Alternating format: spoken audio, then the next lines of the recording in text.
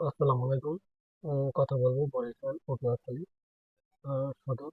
আহ, এটি ছোট ইউনিয়নের এক প্রান্তের একটি নদী ভাঙ্গন গ্রাম। এই গ্রামটি শত শত পরিবারের বসত বাড়ি, কৃষি জমি এই সর্বনাশা নদী তৈরি হয়েছে। তাদের ঘর বাড়ি জমি জমা হারাতে হয়েছে, তাদের জমি নিঃস্ব হয়ে গেছে। কেড়ে নিয়েছে এই সর্বনাশা নদী, মাথা গোঁজার ঠাঁই নেই তাদের।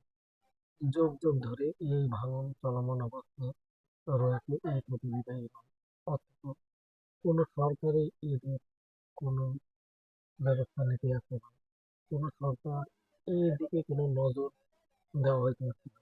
কোনো সরকার এই নদী ভাঙন গ্রামকে বাঁচানোর মতো কোনো উদ্যোগ নেওয়া হইতেছে না। এখন পর্যন্ত বর্তমান সরকারকে নিবে এই উদ্যোগ।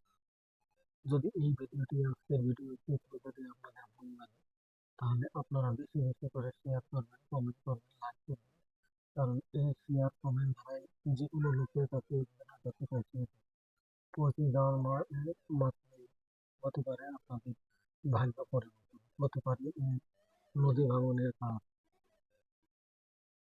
এই দিকে ভাঙন আর অন্যদিকে সবুজ শ্যামল এই পুরো গ্রাম। এই গ্রামে যেন আহ সবুজ আর সবুজ চারিদিকে থাকা ছোট ছোট বাচ্চাদের নদীতে গোসল করার এক, আর অন্যদিকে নদী ভাঙনের একজন মা একজন বাবা বুক ফাটা বেদনা যন্ত্রণা নিয়ে তাদের মুখে নির্যাতন করছে। নতুন সরকারকে পারবে এই বাস্তব পরিকল্পনা নিয়ে তাদের মুখে হাসি ফোটাতে। যদি ভিডিওটি ভালো লাগে তাহলে আপনারা লাইক কমেন্ট শেয়ার করুন ও